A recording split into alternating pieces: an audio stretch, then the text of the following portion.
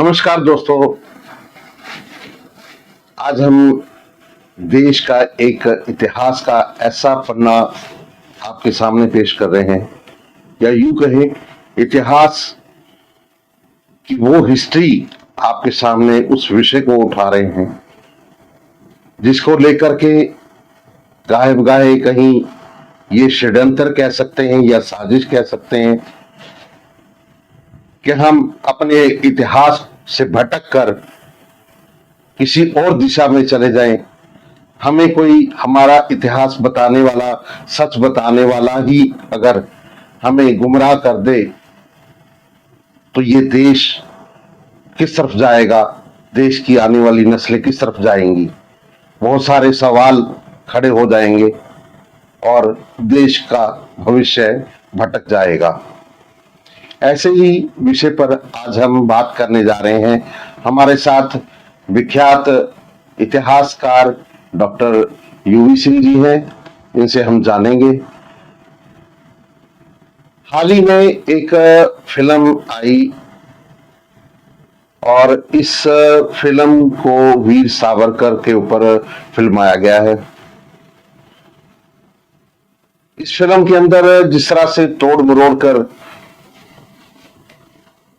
एक झूठ को सच दिखाने की कोशिश की गई है, मेरा ख्याल से देश की आने वाली युवा पीढ़ी को भटकाने का प्रयास किया गया है। किसी खास मकसद के लिए ये फिल्म बनाई गई है, लेकिन ये जो फिल्म बनाई गई, जो इतिहास उसमें दिखाया गया, जिस तरह से ये फिल्म रची गई, इसके बारे में जानते हैं। डॉक्टर यूवी सिंह, सर आप बताएंगे कि क्या कभी आपके इतिहास में आपने जितना पढ़ा है, जितनी स्टडी की, कई सालों से आपने ये सारा रिसर्च करने के बाद बच्चों को भी पढ़ाया, यूनिवर्सिटी में रहे, कॉलेज में रहे, लेकिन आपने अपनी रिसर्च के अंदर कभी क्या देखा या किसी हिस्टोरियन के मुख से सुना या किसी किताब में पढ़ा हो कि वीर सावरकर से हमारे बाबू राष्ट्रपिता महात्मा गांधी जी ने माफी मांगी हो, या सरदार भगत सिंह जी ने वीर सावरकर जी के आगे जाके कभी हाथ जोड़े हों। उनकी किताब जो है सुना मराठी में लिखी गई थी और उसको ट्रांसलेट किया गया हो, उन्होंने कभी माफी नहीं मांगी और माफी मांगकर अंग्रेजों का, ब्रिटिश सरकार का भी सहयोग नहीं किया। कई तरह की कंट्रोवर्सी जो है वो फिल्म में दिखाई गई है। कुछ आपने भी उनका ट्रेलर फिल्म का देखा होगा, तो उसमें क्या लगता है कि ये फिल्म को किस मकसद के लिए बनाया गया है, कितनी सच्चाई लगती है जो इतिहास उसके अंदर बताया गया? देखिए, जहां तक पिक्चर का संबंध है, ये जरूरी नहीं है कि उन्होंने सारे फैक्ट को पूरी तरह से कंसल्ट किया हो। पिक्चर को कई बार इंटरेस्टिंग रूप देने के लिए फैक्ट और फिक्शन दोनों को मिला दिया जाता है, और जो ये मूवी रणदीप वाली आ रही है, इसमें निश्चित रूप से ऐसा ही किया गया है। जहां तक आपने गांधी जी और वीर सावरकर का जिक्र किया है, मैं इतिहास का विद्यार्थी होने के नाते एक बात कहता हूं कि महात्मा गांधी के व्यक्तित्व और कार्यों के सामने मेरी दृष्टि से वीर सावरकर कहीं भी नहीं टिक पाते। जहां तक भगत सिंह का संबंध है, भगत सिंह के विषय में भी जिस तरह की बातें दी गई हैं वो भी पूरी तरह से तथ्यहीन है, क्योंकि भगत सिंह का जन्म 28 सितंबर 1907 को हुआ था और 23 मार्च 1931 को उन्हें फांसी पर चढ़ा दिया गया।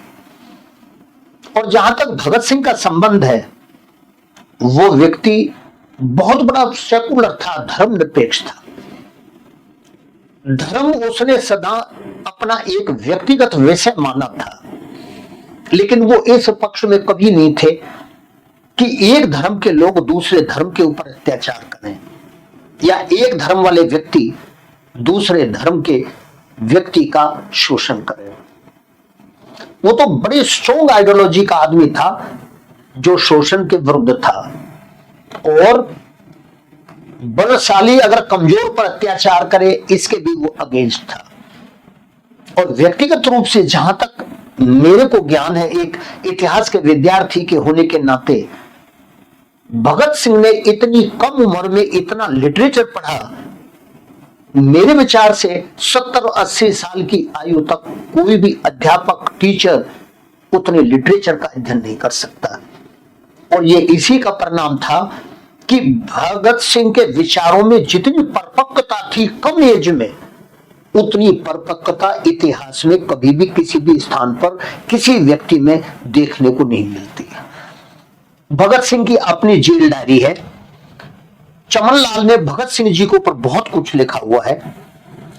और भगत सिंह की अपनी जो बहन थी अमर कौर, उसका भी वर्णन है। इन किसी भी वर्णन में मुझे कभी ये नहीं दिखलाई दिया या मुझे देखने को कभी नहीं मिला कि भगत सिंह कभी सावरकर से मिलने के लिए गए हों। एक बात और, मैं इस स्थान पर मैंने पहले ही बात यह कह दी है, सावरकर की विचारधारा इंटायरली डिफरेंट थी। भगत सिंह के दिल और दिमाग में उसकी विचारधारा कभी घर नहीं कर सकी। वो तो बहुत बड़ा सेकुलर आदमी था। इतिहास में उससे बड़ा विचारक, भगत सिंह से बड़ा विचारक देखने को नहीं मिलता। इसलिए मैं ये किसी स्थिति में नहीं मानता। एमएम जुनेजा का भी अच्छा भगत सिंह के ऊपर कार्य है, लेकिन जितना लिटरेचर हमें मिलता है, जुनेजा का बहुत कार्य है। इसके साथ साथ उसका अपना भांजा जगमोहन ने भी भगत सिंह पर अनेक पुस्तकें लिखी हैं। यानी कि जितना लिटरेचर मिलता है, जो लिटरेचर मेरे ज्ञान में है, नॉलेज में, जिसका मैं अध्ययन किया है, मुझे कोई ऐसा प्रूफ नहीं मिलता जिसके आधार पर मैं ये कहूं कि भगत सिंह कभी वीर सावरकर से मिलने के लिए गए थे। और जहां तक ये जिक्र किया जा रहा है ना कि भाई इंग्लिश में ट्रांसलेशन करने के लिए कहा था, मराठी भाषा में जो पुस्तक लिखी, उस समय तो भगत सिंह 2-2.5 वर्ष के थे, जो किसी भी तरह से संभव नहीं है। इसलिए जो इस तरह के तथ्य दिए गए हैं वो मेरी दृष्टि से आधारहीन है। मुझे उसका कोई प्रूफ, कोई प्रमाण देखने को नहीं मिलता। धन्यवाद। लेकिन डॉक्टर साहब, इसमें यह भी कहा गया कि जैसे महात्मा गांधी जी खुद चल करके वीर सावरकर के पास मिलने गए थे। इस तरह का वर्णन कहीं नहीं मिलता कि महात्मा गांधी उनसे चल करके खुद मिलने के लिए गए थे। ऐसा किसी तरह का वर्णन कम से कम मेरे सामने देखने को मुझे नहीं मिला। और मैं तो पहले ही इस विषय में कहा गया है कि दोनों के व्यक्तित्व में जमीन आसमान का अंतर है। महात्मा गांधी एक बहुत बड़े अहिंसावादी थे, उनका कार्य करने का ढंग दूसरा था, और वीर सावरकर जी का दूसरा था। ये जो गांधी के एफर्ट्स कह लो, अहिंसावादी नीति कह लो, जो लोगों में उसने चेतना उत्पन्न की, ये चेतना का ही परिणाम तो था कि 1947 में देश को आजादी प्राप्त हुई। उन लोगों का तो एक बहुत बड़ा कंट्रीब्यूशन है देश के आंदोलन में, राष्ट्रीय आंदोलन में।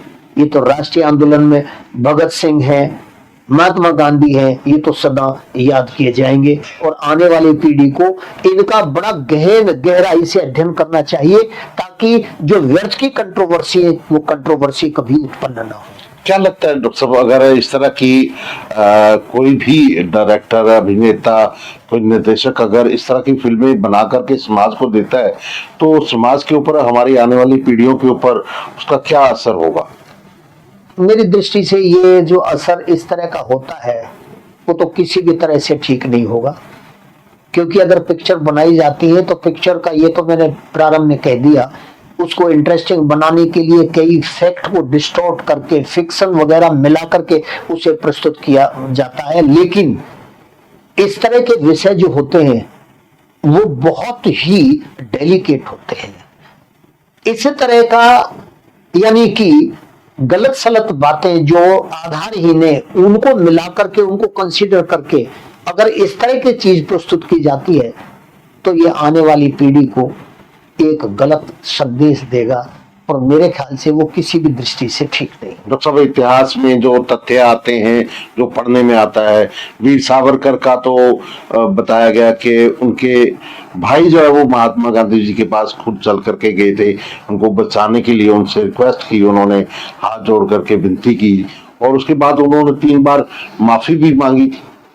बिल्कुल ठीक कह रहे हैं आप ये, कि गांधी जी के पास उसके बड़े ब्रदर आए थे, इसके विषय में उन्होंने उससे इस संदर्भ में बातचीत की थी। तभी तो मैं कहता हूं कि गांधी जी का तो कंपैरिजन उनके साथ किया ही नहीं जा सकता। गांधी की पर्सनैलिटी, व्यक्तित्व, उसकी एक कार्य करने का ढंग, उसकी कार्य प्रणाली, वो तो बहुत ऊंचे थे। वो तो राष्ट्रीय नहीं अंतरराष्ट्रीय स्तर के नेता थे। तभी तो दुनिया के बहुत से देशों में गांधी जी की प्रतिमा आज भी लगी हुई है। उसका तो एक वाद था, गांधीवाद, जो उस समय जितना इंपॉर्टेंट था आज भी उसका इतना ही महत्व है। उसकी आज भी महत्व में किसी तरह की कमी नहीं आएगी। डॉक्टर साहब, ये कह सकते हैं जिस तरह से फिल्म में दर्शाया जा रहा है, कहानी को, पटकथा को एकदम उलट करके बताया जा रहा है कि ब्रिटिश गवर्नमेंट वीर सावरकर के किसी आंदोलन को लेकर के वो देश को छोड़ा हो उन्होंने, ऐसा सवाल ही पैदा नहीं होता। सेकेंड वर्ल्ड वॉर के बाद अंग्रेजों की अपनी स्थिति बहुत कमजोर हो चुकी थी। दूसरे, हिंदुस्तान के में राष्ट्रीय आंदोलन, जन चेतना, हर व्यक्ति, हर नागरिक उससे प्रभावित था। सारे अंग्रेजों के अगेंस्ट थे। आर्थिक दृष्टि से ब्रिटिश साम्राज्य पूरी तरह से खोखला हो चुका था। सेकेंड वर्ल्ड वॉर के बाद ही अंग्रेजों ने यह फैसला कर लिया था कि वो बहुत शीघ्र भारत छोड़ देंगे। ये वास्तव में कारण है। मैं नहीं मानता जो बात दिखाई गई है वो किसी तरह से ठीक है, ये सत्य है।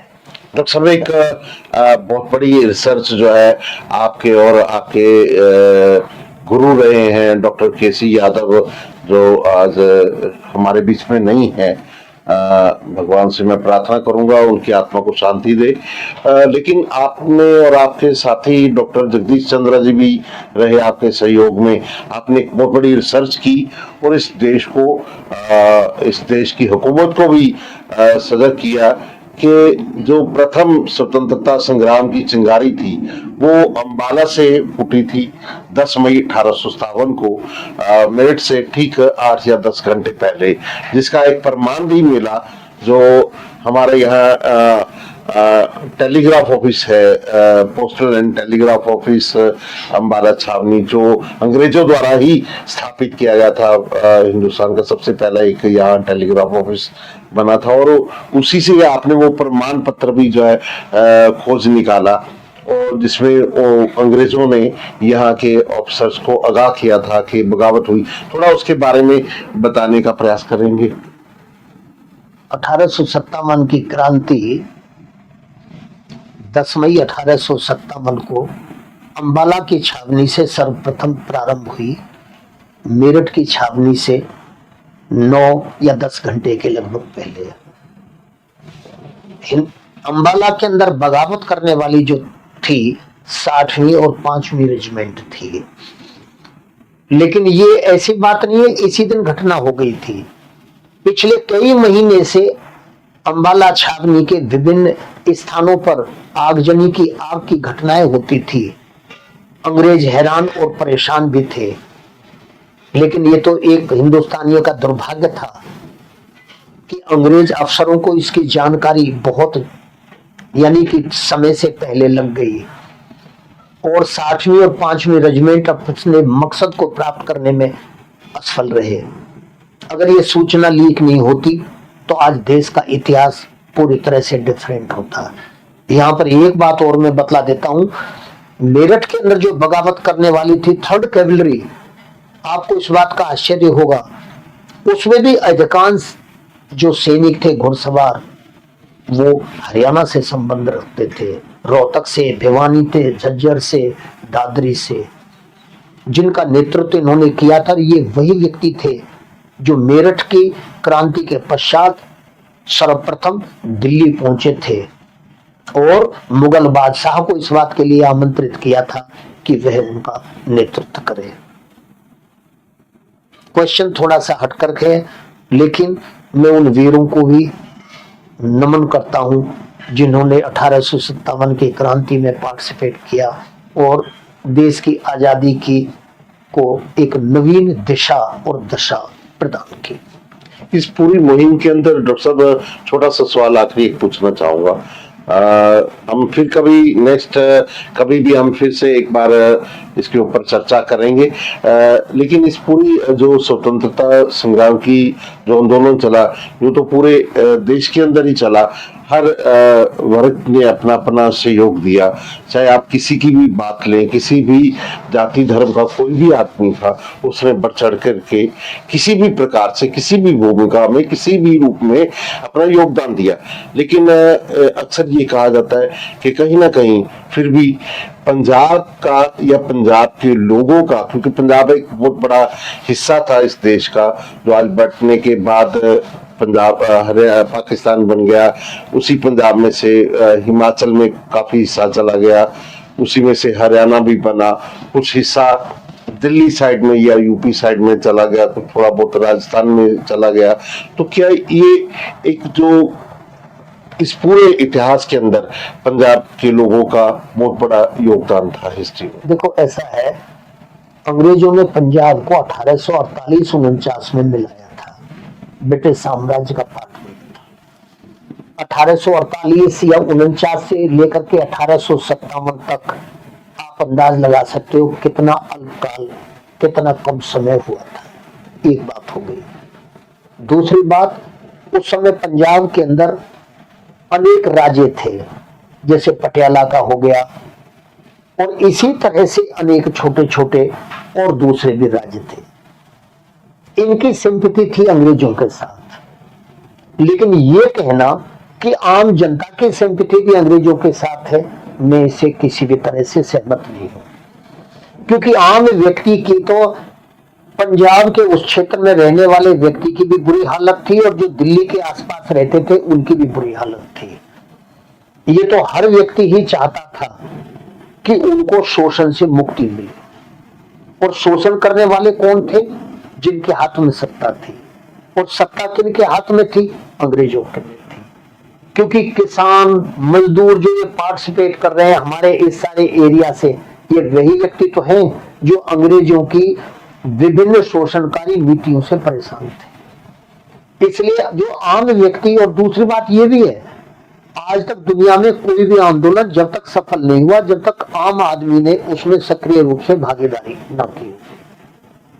इसलिए आम व्यक्ति तो हर आंदोलन का एक बिगिनर रहा है, प्रारंभ करने वाला रहा है। ये ठीक है, 1857 की क्रांति के समय इतनी जन चेतना नहीं थी, आवागमन के साधन इतने विकसित नहीं थे, शिक्षा का भी इतना प्रचार नहीं था, संसाधन अंग्रेजों के पूरी तरह से उनके ऊपर उसका अधिकार था। लेकिन फिर भी 1857 की क्रांति भारतीय राष्ट्रीय आंदोलन का मील का वो पत्थर था जहां से हमने आगे चलना प्रारंभ किया देश को आजाद कराने के लिए। इसलिए मैं एक बात और कहूंगा, अगर एक पत्थर पर 100 चोट मारते हैं हथौड़ी की, 100वें चोट में अगर वो टूटता है, पहले वार की भी उतनी कीमत है जितनी कि 100वें वार में वो पत्थर टूटा है। इसलिए हर इंसिडेंट, हर इवेंट अपना महत्व और अपनी इंपॉर्टेंस है। चलिए, आपका बहुत बहुत शुक्रिया, धन्यवाद डॉक्टर यूवी सिंह, इतिहासकार, जिन्होंने 10 मई 1857 ईस्वी क्रांति का इतिहास खोजने में एक अहम भूमिका, महत्वपूर्ण भूमिका निभाई, और अम्बाला को भी, जिसके ऊपर कांग्रेस सरकार ने यहाँ पर एक भूमि अधिग्रहण कर उसके ऊपर एक स्मारक बनाने का कार्य आरंभ किया, जो अभी मौजूदा सरकार ने लगभग उसको आप कह सकते हैं शायद 75% लगभग पूरा हो चुका है, और जिसमें अभी काफी ज्यादा पैनल बन चुके हैं। लेकिन अभी भी उसमें बहुत सारी कमियां खामियां हैं। डॉक्टर केसी यादव दुनिया छोड़ गए, जिनके रेख देख में उसके अंदर बहुत सारा काम चल रहा था, जिन्होंने इस पूरे इतिहास के बारे में पढ़ा भी था, लिखा भी था, और बहुत सारी ऐसी प्रैक्टिकल चीजें जो उसमें होनी चाहिए थी, उसका एक सदस्य के रूप में डॉक्टर यूवी सिंह को भी रखा गया। लेकिन ये कहाँ तक साकार होगा, वो चीजें सच में कब तक सामने आएंगी और हमारा इतिहास हमें कब बताया जाएगा, ये केंद्र सरकार पर निर्भर करेगा। लेकिन अगर वीर सावरकर की तरह इस तरह की झूठी फिल्में बना करके हमारे देश के भविष्य को यही दिखाती जाती रही, पढ़ाया गया, तो ये देश का इतिहास एक दिन बिगड़ जाएगा। तो इसके खिलाफ बोलने के लिए आपको इस वीडियो को ज्यादा से ज्यादा शेयर करें और लोगों को बताएं कि हमारा इतिहास सत्य क्या है। जय हिंद, जय भारत।